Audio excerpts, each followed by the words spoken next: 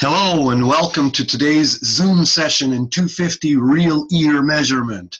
This course or this class today is regarding today's real ear as opposed to yesterday's real ear. And when we move to today's real ear, it's imperative to realize that we are switching from gain to output.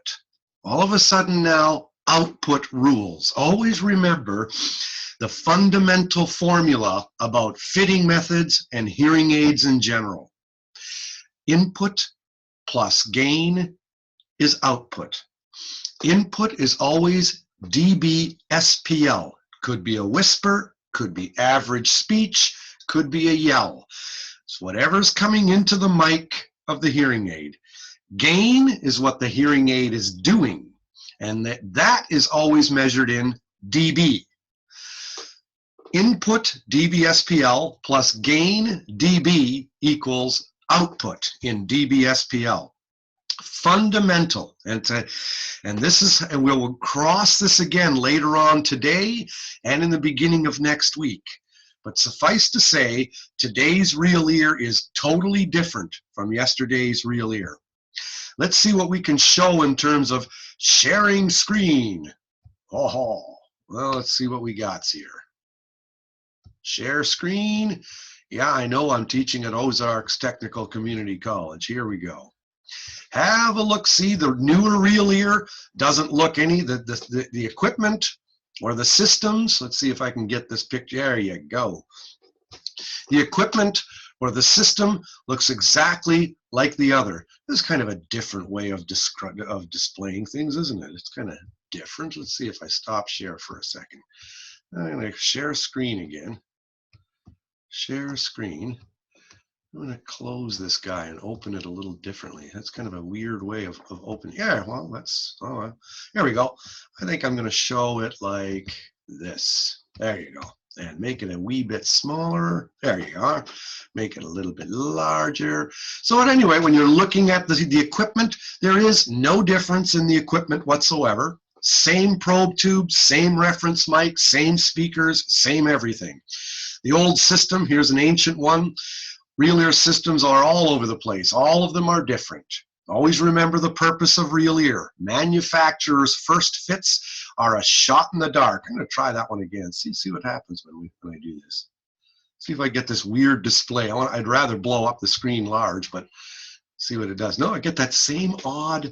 I'm wondering what happens if it just looks a little bit different today than it did. See all slides. I can zoom in, slide 3 of 60, next slide. No, it's just kind of a different way of displaying things. It's kind of strange. End slideshow. I don't know, I think I'll just show it like this. The other way is just kind of weird. Anyway, and now we'll go to our notes. Take a look, see. Newer real ear concepts, past 10 years.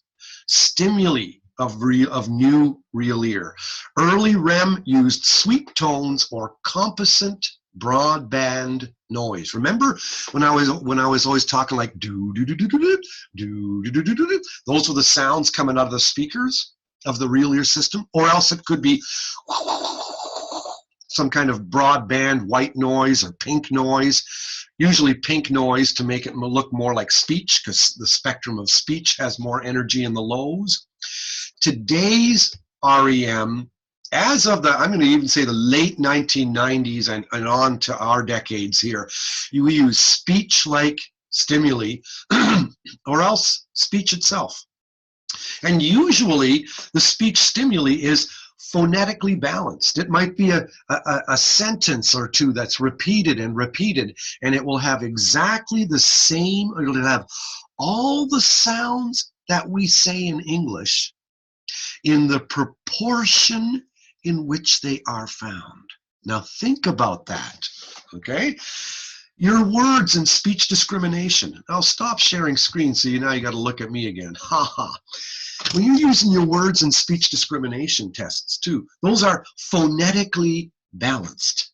It means that word list, say the word tree, say the word cow, whatever.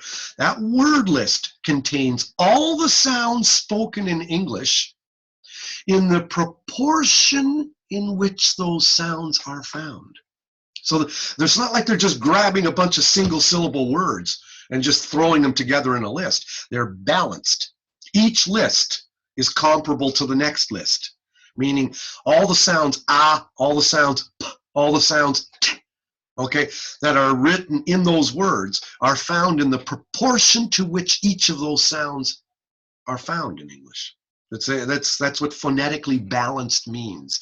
And usually real ear measurement equipment will try to use phonetically balanced speech stimuli. And every system's a little bit different. They all use a slightly different kind of stimuli. Sometimes people elect to use their spouse or a significant other, a loved one, to talk. And they use that as the speech input for the real ear system. There's no problem doing that. It brings the significant other into the picture. The only problem with that is that it's not calibrated. It's not like the same stimuli from client to client. But it's kind of fun. So there's nothing wrong with having fun, but just realize the pros and the cons of it, okay? I'll start sharing screen again here. And we'll take a look-see. New Real Ear says sweep tones can cause problems with multi-channel compression. Instead, you want to trigger all the channels simultaneously, just like speech does. Pink noise is better, but it tends to activate the digital noise reduction. Can you see why? I can tell you why. Because pink noise is steady. And any sound that's steady is noise, is going to be deemed as noise by the digital noise reduction circuit. Remember what's unique about speech. Speech stops and starts over time. That's the pops and fizzes of speech.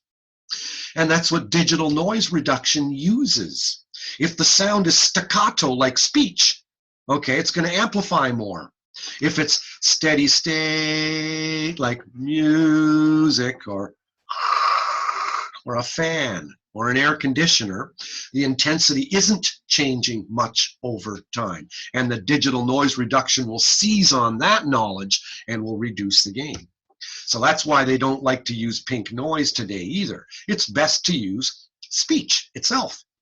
Still, you don't want to do REM with all the features off either. Remember that. Like, you know how when you're doing an ANSI test, you will recall you have to turn off the noise reduction, you have to turn off the directional mics, you got to turn off everything and just turn the hearing aid on full blast and do your measurements and then do reference test gain with the volume reduced and all that stuff, okay? When you're doing real ear, you want the hearing aid to function as it will on the client's ear in real life. You want to know how that hearing aid's going to behave in real life. And so you want to run the hearing aid on real ear with the features turned on that the client's going to use. So probably program 1 for listening in quiet, generally. For program 2, for listening in noise, you might want to do real ear on that program just for fun so you can see the difference. You can literally visualize the difference between program 1 and program 2, listening in quiet versus listening in noise. So these are things to consider. It's neat to be able to visualize what you're getting.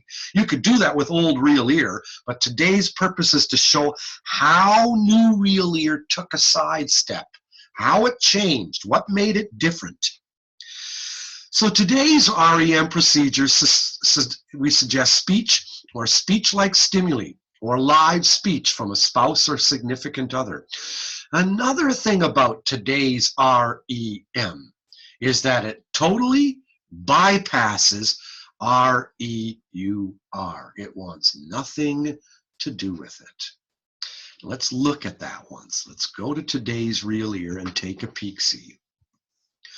Today's real ear, it'll look like this. Your Oracle at OTC may have a different display, but the point is you're going to see the screen. You're going to see everything is in dBSPL, just like it was in yesterday's real ear. But you're not seeing this REUR business, and then REAR, and then minus REUR equals real ear insertion gain. The only measure you're doing in today's real ear is REUR. I should say REAR, real ear aided response. Forget REUR, forget REIG, screw it, or don't even touch it. In a way, today's real ear is simpler. Let's talk about, here's just a picture to orient you. This is minimal audible pressure, normal hearing. This is 0 dB HL. But remember, this is all in SPL, so that's why there's a curve. This fat green thing is just unaided speech. Long-term average speech spectrum, just blah. Here's the guy's hearing loss, plotted upward now, because now the numbers are going up. Here's loudness discomfort levels, frequency specific. I never really use that very much. A lot of people do, but usually it's displayed. These will be usually average values for this kind of hearing loss. You can choose to measure each of these, but with tones, and find out what's uncomfortably loud for a client, or you can use the system's average ones. I often use the system's average ones unless my client has a lot of recruitment or a lot of issues that way. The plus signs would be the target for the fitting formula in question. Who cares which one it is right now? And then and here's the guy's hearing loss, so you can see visually that the only thing that's above the guy's hearing thresholds that's audible to the person is the low frequency vowels. That's itsky-pitsky. All the high frequency consonants are inaudible. And your purpose here is to take this big green thing here and lift it up where it belongs. You want to place the mean, look at this line. You want to place that on the targets. And then you can go home, you've done it. Real ear measures today largely use in situ, hearing aid in place, real ear aided measurement. It's actually easier than the old REAR minus REUR. Just one measure, in situ output. Who cares about gain? Gain, it says here, is just a means to an end. Output rules. It's the groceries delivered to the tympanic membrane. And let's really internalize this. What's hitting your eardrum? The input, the gain, or the output? It's the output. The output is coming out of the speaker, out of the receiver, and slamming against the drum. That's what the probe mic, the tube, is picking up, is the output. So input is just the sound coming in. Gain is just what the hearing aid adds. Output is the sum total. And the nice thing is that you can add an SPL plus a dB plus a dB to get an SPL, just like 1 plus 2 equals 3, unlike adding two SPL values together. 40 dB SPL plus 50 dB SPL is not 90 dB SPL. It's probably closer to 50 dB SPL. An elephant plus a mouse is basically an elephant. But when you're adding input plus gain, gain is just dB, it's a relative value. So I can take an absolute and add a relative value, just like 1 plus 2 is 3. That's the nice thing about our field. We're not adding two machines together in a room. We're usually doing input plus gain as output. And gain, I say, is relative because I can add, say, 50 dB of gain to a 10 dB SPL input. I can add 50 dB of gain to a 20 dB SPL input. I can add 50 dB of gain to a 30 dB SPL input. Gain is relative, okay? Always remember that. Anyway, focusing on gain is like me saying to you, did you get the bread from the store? Well, the bread is the output. That's what you want. But then if I say, well, did you ride a bus to get to the store? Did you ride a bike to get to the store? Did you walk? Did you run? Or did you drive a Cadillac? Who cares? I don't really care. Did you get the bread? See, gain is just a means to an end. And today's real ear really realizes that and focuses on that big time. The audiogram, hearing loss reduces dynamic range. Carefully look at this again. It's the decibel distance between the softest one can hear and the loudest one can tolerate. Now, these diagrams are actually found in my new book. I'll show it to you. Maybe I did last week. I can't remember. Maybe I showed this to you last week, not sure. This was the old edition of Compression for Clinicians. This is the new edition of Compression for Clinicians. Much better, way thicker, double the thickness, all right? And this new book has an entire chapter on real ear measurement. That's not in the second edition. So there's big differences. So lots of the slides that I'm showing you actually do come from that new textbook, and this is one of them. The audiogram reduces dynamic range, so with sensory neural loss. So now your thresholds are elevated, and see, that's the trouble with the audiogram, is that more goes down. So now I'm saying the floor is lifted and it really looks more like the ceiling. It's an audiogram is weird. So at any rate, and yet the loudness discomfort level hasn't changed from left to right. So the dynamic range is different, of course. It's reduced with sensory neural loss. All right, let's see if I can, how did we do that before again? I remember that with Zoom, you get stuck once in a while and you can't advance your slides. There we go. Linear hearing aids, we recall from yesterday, same gain at all input, okay? That's why they came up with fitting methods. We also reviewed from way before functional gain, which was even before yesterday's real ear, where you wanted to aid your thresholds by half. And you knew that if you did that, then input plus half gain meant that your output would sit nicely in the listener's dynamic range. And these A's here would represent what the hearing aid did, and also they might represent the target. You would have to manually calculate what your target was from the audiogram for Burger or Pogo or Libby or now R, and you'd have to then aid the guy's thresholds to best meet that target.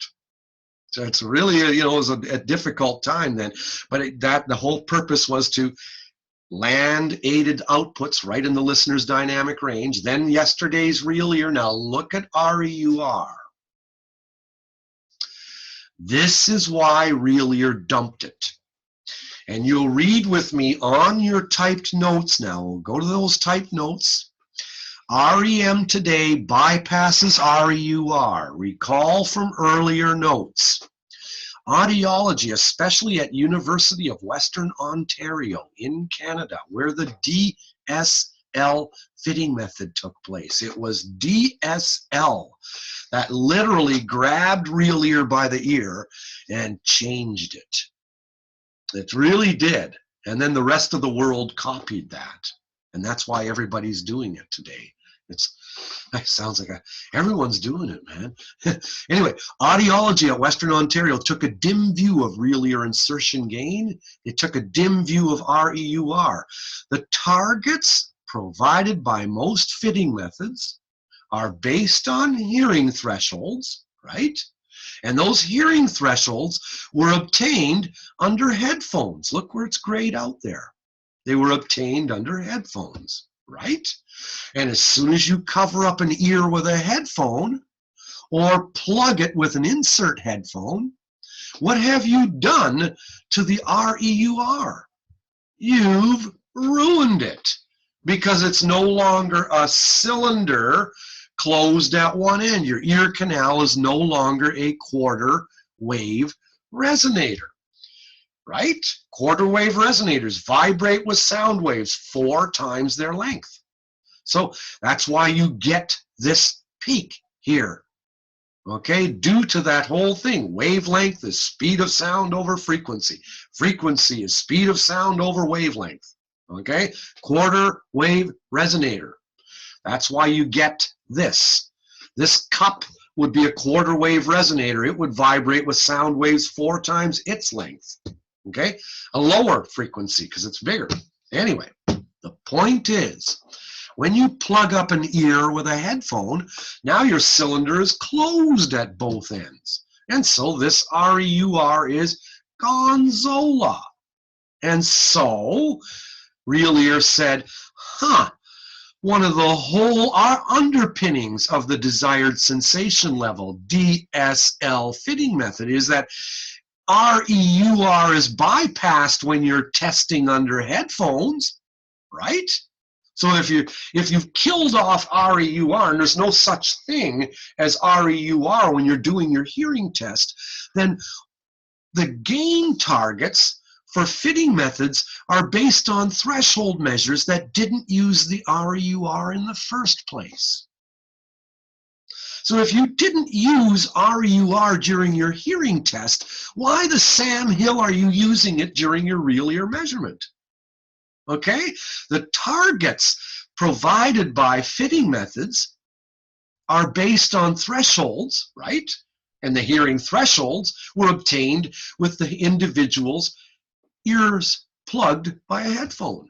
So the REUR wasn't used in the first place. If real ear gain is used to match some gain target, unaided thresholds should have been obtained in a sound field where the guy is sitting in front of a speaker. Because when you're sitting in front of a speaker and you're listening to tones and raising your hand when you hear them, then you are using your open unaided ear canal resonance. It's being utilized in the hearing test.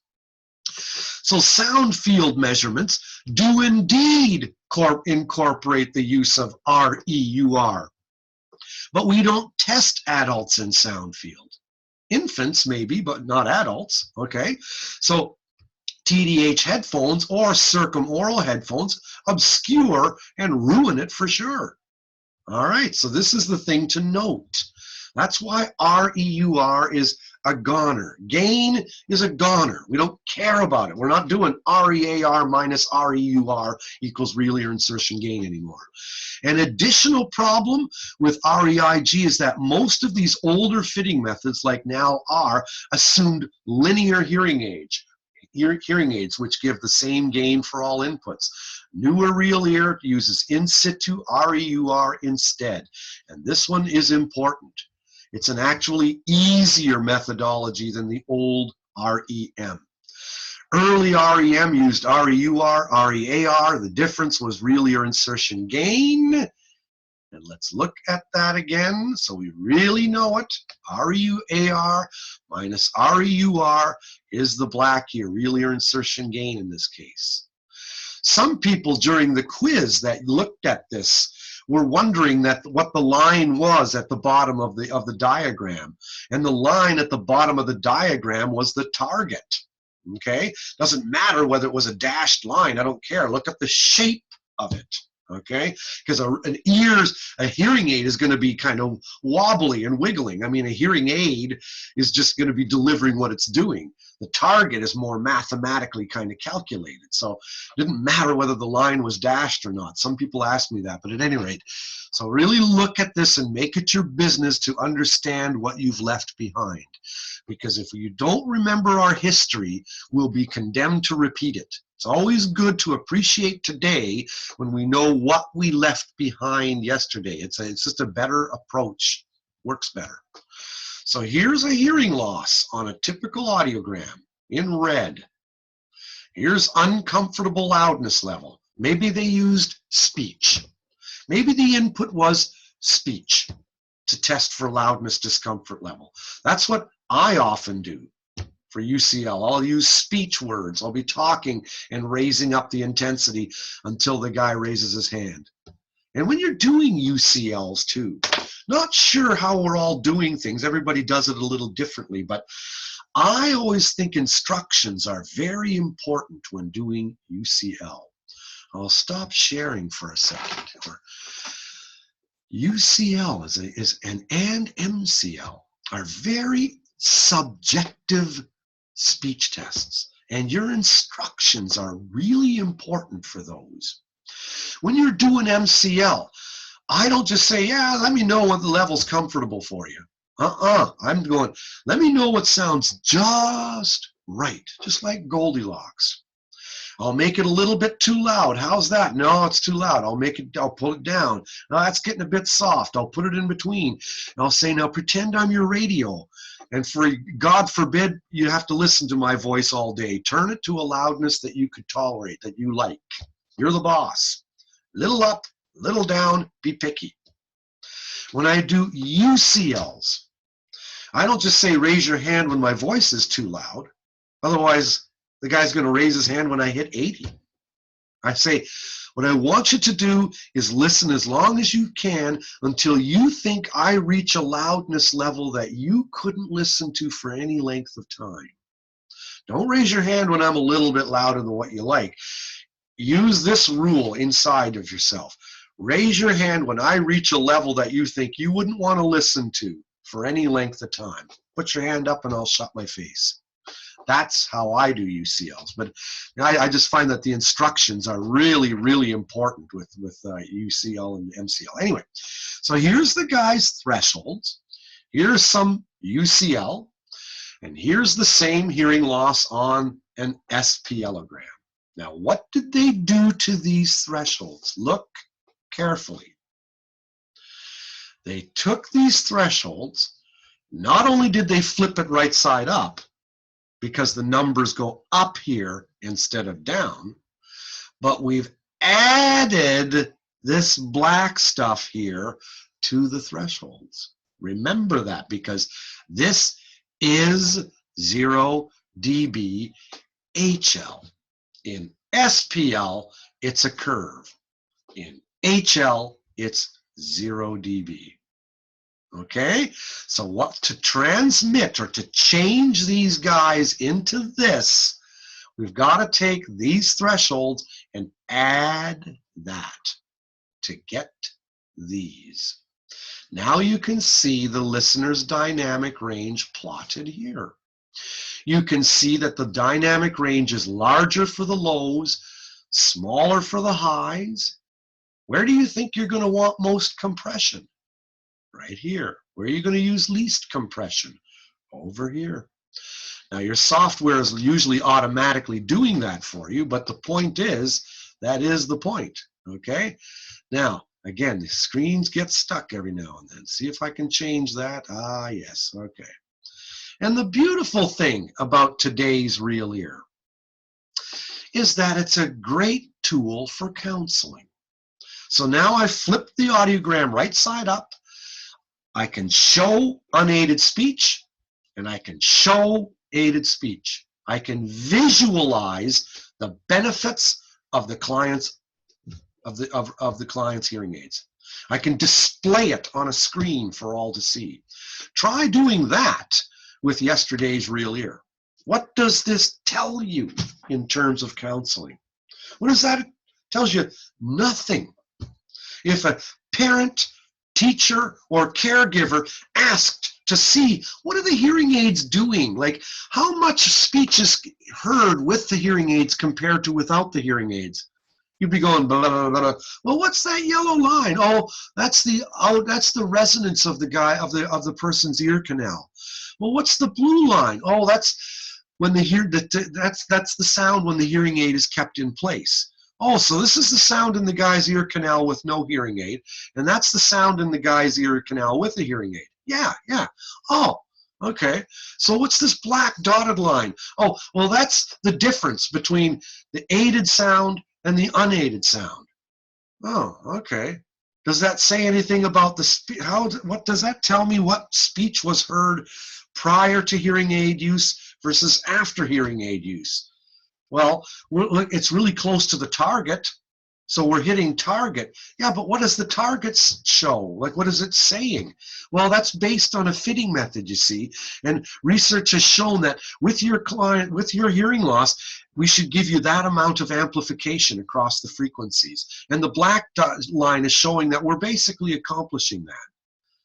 But it doesn't really explain things. You see what I'm saying? Richard Seewald at the University of Western Ontario, Seewald, still living, he's retired now, but he was what used to be a pediatric audiologist. He was trained at the University of Connecticut out on the East Coast, and he became an audiologist, and he worked in Halifax, Nova Scotia, Canada, in the Maritime provinces. East Coasters. Arr, Billy, would you like some cod? Have you ever been to sea, laddie? Anyway, he worked testing children, babies. And as he drove home at night or in the evening, he would ask himself, this is really strange, the way this real ear is displayed, because I have a hard time at describing to the parents of the children that I'm testing what it is that we're accomplishing with the hearing aids. The tool I'm using sucks, because he was using yesterday's real ear. And he learned, I'm going to have to reinvent this. If I want this to make sense as a counseling tool, things have to change here. And so his fitting method was really tied into the evolution of real ear. That's why the course fitting methods and the course real ear are inextricably connected. That's why we repeat coverage of fitting methods for the first part of this course, because the development of fitting methods and the development of real ear are interchanged and intertwined. Back to the PowerPoint here. Back to the point, okay? Or to the Microsoft Word here. Newer real ear uses in situ REUR only. Recall, REAR is output, not gain. Gain is just a means to an end. Output is the delivered groceries to the eardrum. In newer real ear measurement, it's all about output. If newer real ear measurement looked at gain per se, it would look at the difference between unaided SPL at the hearing aid mic and aided SPL at the drum. If newer real ear focused on gain, like yesterday's real ear did, it would look at the difference between the sound. Look at this, I've even got a little hearing aid here. It's a dummy hearing aid. Maybe I'll just kind of put this guy in my ear. Okay, I'll just hang this guy on my ear just to bug you. And it would be the difference between sound hitting the mic of my hearing aid versus the aided output hitting my eardrum with the tube in place. So I have the probe tube hanging around my ear, probe mic tube slid down by my eardrum, sound coming in from the mic, or speech coming in, hitting the hearing aid mic, input plus the gain of the hearing aid is the output. So it's what would be, if today's real ear focused on gain, it would look at the difference between unaided sound hitting the mic versus aided sound hitting the eardrum. It wouldn't be looking at REUR at all. But the point of what I'm saying here is that real ear doesn't focus on gain. Real ear focuses on output. So we don't even do that. We just focus on what's the difference between the sound coming into the guy's aid and the sound coming out of the aid. Real ear doesn't care about gain. It cares about output. Procedure. Enter the audiogram like you always did, just like normal. Then choose one measure, REAR. Check to see if your aided outputs hit the fitting method targets, as seen on the SPLogram. Go down a slight bit here. Let's move down a little bit here. Okay, once again, getting a little strange here, but okay. Real ear and speech mapping. It's called speech mapping. Newer real ear determines if aided output sits well within the dynamic range displayed on the screen. DSL called this display the SPLogram. It's now morphed across the world, and it's called the speech map. Etymonic, it's a Canadian company that makes Audioscan. Audioscan is sold in Missouri, sold in Oklahoma, sold all over the US of A. Okay, it's one type of real ear system. Oracle is another type. Medrex has a type. There's all kinds of real ear equipment out there. And it's not like one is way better than the other. They're all good. Etymonic, a Canadian manufacturer of the Audioscan REM system, prefers a new name, Speech Map. All right, everyone else then ran off with it, but it doesn't matter. Speech mapping attempts to determine where aided speech sits in the client's dynamic range.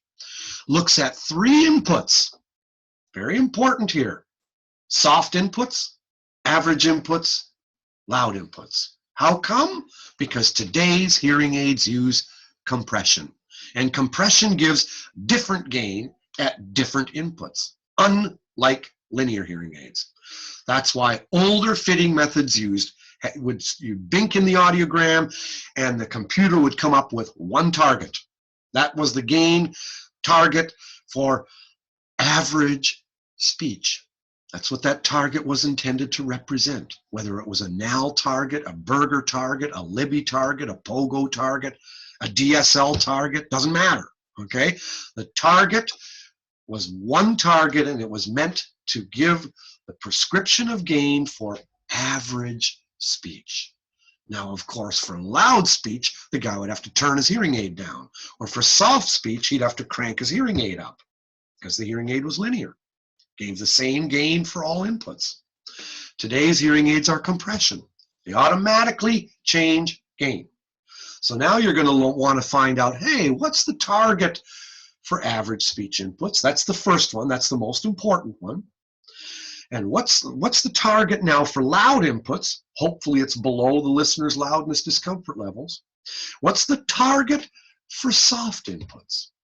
And let's just, before we do anything else, let's look at what that looks like. Let's move down, move down, move down. Here we go. Look at this and internalize it. This is important.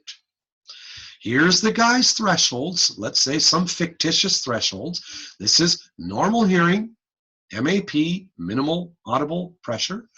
This is the hearing loss, loudness discomfort levels, and these would be target outputs for most fitting methods. DSL might be a little bit different. NAL, NL1 might be a little bit different. NAL, NL2 might be a little different yet, but basically, basically, all fitting methods are going to be pretty close to what's being shown here for this particular hearing loss. For a flat loss, they would all be different. The targets would differ, of course. But this is the general picture I'm trying to draw, and this is what the hoped for outcome would be with 3 different targets: soft, average, loud. Watch. Average is yellow. The target for most fitting methods, for this particular loss, the target derived by any of these fitting methods would be sitting about a third above the thresholds. About a third. Not quite half. Less than half. And the most important thing to remember is that Matthew, Mark, Luke, and John all have to be audible. And what are those 4 gospels in speech or in audiometry? 500 hertz, 1000 hertz, 2000 hertz, 4. 5, 1, 2, and 4. Those need to be the focus. And make sure those are each about a third above the thresholds. In a way, you could fit without fitting methods. Shh, don't tell anybody I said that. But in a way, you could. As long as you made it your business that aided outputs sat right about here for this guy's hearing loss, for the ones shown here. I'm always going to qualify for this particular hearing loss. Make sure that, but in general, For any hearing loss, make sure that the aided outputs are about a third-ish above the guy's thresholds. And make darn sure 5, 1, 2, and 4 are. 8, not so important. Hearing aids don't amplify much at 8.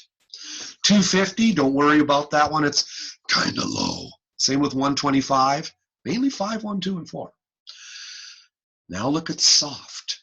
Soft inputs. Soft inputs would be green. And look at these. They're barely audible. Well, if I spoke to you really soft, let me speak to you at a soft input. What's an average input, by the way? BTW. What's an average input? In dBSPL, what's the average conversational speech? About 65, maybe 70, 65-ish dBSPL. What's average speech in dBHL? And you should be thinking, well, it's got to be less. Okay, it's got to be less.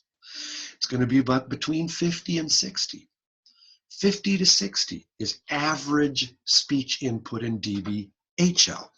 In dBSPL, average aided speech is about between 60 and 70, so 65-ish. What's soft speech? Well, soft speech is about 55. So I'm going to talk to you now, because what's ambient room noise? 40. So I'll talk to you at 15 dB above average, above ambient room noise. Okay? I'm going to make you just have to look at my ugly mug. I'll talk to you about like this if I'm speaking at soft speech. I'm talking about 55. I'm talking. Could you hear much? Could you hear that very easily? Not very. You barely heard it, but not by much, did you? So I'm talking really soft like this. Okay? So if I'm speaking like that, where should aided soft speech sit for the person with hearing loss? If you and I with normal hearing can barely hear soft speech, that's what the goal should be for the person with the hearing aids. So I want his aided outputs for soft speech to be barely audible. So I'm going to have them hug the thresholds. I want them to be hanging around near threshold. So they're barely audible. Cool. All right. Where do I want loud aided speech to be? Well, I want it to be more, but not above the loudness discomfort levels. Okay, keep it below the asterisks. Once you've done that, you've done 1, 2, 3. Like an old salmon, you can swim up the stream to die. You've done your job. Okay? You can actually do real ear measurement just by following these general rules. You could almost fit without fitting methods, because this is generally the goal of all fitting methods. And DSL-4 or DSL-5 or NAL-NL1 or NAL-NL2, each of them will be a little bit different. They'll have a little bit of a different wrinkle, okay? But in general, that's what they'll basically do. Their targets will sit about a third above the threshold for average. They'll be barely above the threshold for soft, and they'll be below the loudness discomfort levels. Basically, that's the common generic. That's what they've all got in common. So let's read now. Look at our page. All right. So here's your soft, 55. Average, 65 to 70-ish. Loud, around 80 to 85. And memorize those values. Really memorize those values. All right. I'm going to flip the page over to page 2. Aside from gain in dB versus output in dBSPL, real ear measurement shows another difference between gain and output. Let's look at this just kind of to make it, again, to really make it our business to internalize it. I'm going to go up a slide here. So we're moving from gain to output. Okay, it's all in your PowerPoints. We've seen the benefit for counseling, but let's see how they went from gain to output. Because real ear is going to plot things like this. Here's the slide I just showed you, the red the yellow, the green. Okay, here's another one I'm just showing you. The red, the yellow, the green. Okay, these are just maybe might be an output I'm getting for loud inputs, like 80. An output I might be getting for average inputs, like 65. Here's an output I might be getting for soft inputs, like 50, 50-ish, 55. So look at 1,000 hertz. Let's just take a peek at 1,000 hertz. If these are outputs, how do we calculate what was the gain? If we wanted to know what the gain was, I've told you that the focus of today's Real Ear isn't gain. It's the output, because that's what's hitting the drum. But if you wanted to know what the gain was, okay, looky, here comes Cookie. My output, let's look at the red, what is that output? It's about 95, right? If my input was 80 and my output at 1,000 hertz was 95, what was my gain? Output minus input is gain, 15. If my output for average inputs, if my output is 85, what's 85 minus an input of 65? 85 minus 65 is 20. Let's look at the green. What's my output here? It's 75. What was my input? Well, my input was 50. So 75 minus 50 is 25. So now can you look what happens with gain? As my input increases, my gain decreases. As my input goes from 50 to 65 to 80, my gain goes down. And that's all right, Jack. That's because of this problem here, the dynamic range. Remember this guy? The loudness discomfort. If you have a sound over here like 0 or 5, yep, I want to amplify by a full degree of the loss to make that audible. But if the sound is already around 55, I don't want to amplify it by the full degree of the loss, because I'll blast them to kingdom come. I'm going to amplify by something like half gain. And if my sound is at around 90 or 80-ish, okay, I'm not going to amplify that by much of it at all, because look, here's the guy's UCL. So as my input increases, my gain should go down. And that's true. But that's in terms of gain. Okay? My outputs, let's look at the next slide. Next one. We'll just talk a little bit about this, making sure we get this. Linear gain shown on an input-output function. Recall, 1-to-1 ratio. As my input went up by 20, my output went up by 20, input went up by another 20, my output went up by another 20, da, da, da, da, da, da, da. And you can read the numbers here. 0 plus 50 is 50 out. 20 in plus 50 gain is 70 out. 40 in plus 50 gain is 90 out. Until you hit the maximum power output, whereby you don't want to have any more, and so you stop. We said compression has a lower knee point and a compression ratio. For example, 40 input plus 50 gain is 90 out. 40 in plus 50 gain is 90 out. 60 in plus 40 gain would be 100 dB out. Okay? And so what's the difference between what's happening here? 60 in plus 40 gain is 100 out. 40 in plus 50 is 90 out.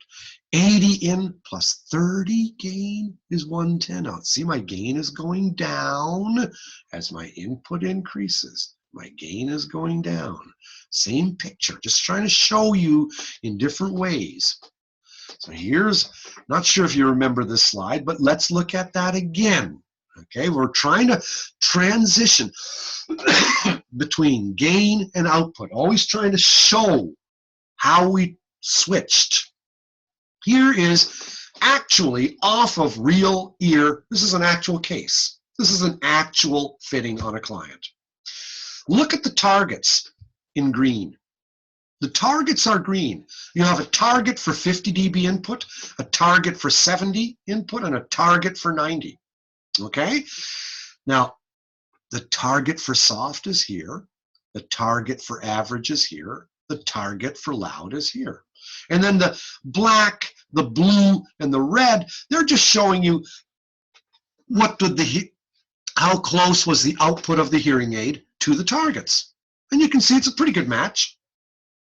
But once again, this is all showing outputs. To figure out the gain, look what it says here, to figure out the gain, you have to subtract the input from the output. So let's look at 1,000 hertz again, for example. At 1,000 hertz, let's look at the target, the green, 1,000 hertz, right there, the top where my cursor is. What's the output there? Well, the output there is about 95-ish, because if this is 90 and that's 105, I'd say that's about 95. Okay, what was my input? My input was 90. 95 minus 90, what's the gain? 5. Almost diddly, almost no gain do they want for a 90 dB SPL input. So look at the middle target. What's my output here? It's about, well, if this is 75 and that's 90, 75, 80, 85-ish, I'd say about 85. 85. So if my output target is 85 and my input is 70, 85 minus 70 is 15. Let's look at the bottom one. The output here is about 75. About. What was my input? 50. 75 minus 50 is 25. So once again, you can see my gain has increased from 5 to 15 to 25 dB in this particular case. But when you're plotting it in output, the bottom output here, the average output what you want, and the loud output of what you want. All right, output versus gain. Input plus gain is output. Always remember that. We'll finish with this slide today. We're going to continue with Renew Real Ear next week, but let's finish with this slide right here. Here might be 3 different targets. This is what you might want, let's say, for some fictitious fitting method. Just flip a coin, whatever you want, I don't care. You might want this amount of gain for a soft input. You might want this amount of gain for an average input. You might want this amount of gain for a loud input. Okay, you sticking with me here? Here's frequency, here's decibels of gain. All right, so you want your gain to go down as your inputs go up. You want to amplify a whisper by more than average speech, which in turn you want to amplify loud speech by less. All right, now let's move to the right-hand side. Now we're talking output. You want most output for an 80 dB input. You want less output for a 60 dB input, right? And you want less output for a soft input, right? Look at the picture here. Target for loud inputs, target for average inputs, target for soft inputs. Look at this slide. Loud in, this is your what the output you might want for soft inputs. This is an output you might want for average inputs. This is the output you might want for soft inputs. But I'm taking your attention to this picture here. When you're plotting things in gain, what you want is up top. When you're plotting things in output, it's exactly the opposite. The target for output for loud inputs is going to be at the top. The output target for soft inputs is going to be on the bottom. And I'm going to ask you now, do the math. take this red graph and you'll make it into the yellow one.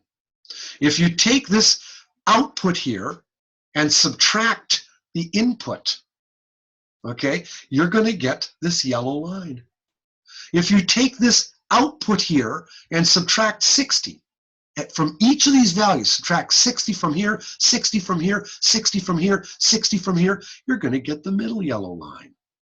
If you look at the top yellow line or red line, and this is your target output for loud inputs. If you do the math, you got 80 here, 80 minus 80 is nada, right? I mean, and so if you did this, it took the values for each point along this red line and subtracted 80 from each of those values, you'd end up with the bottom gain line. And that's how I'm going to finish today. Gain is plotted exactly back asswards to output. Okay? Very important to get.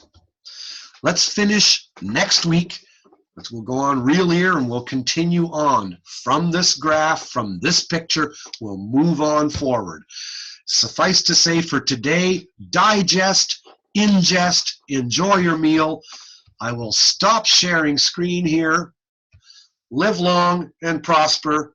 We'll see you, in quotes, when I look at you. Cheers.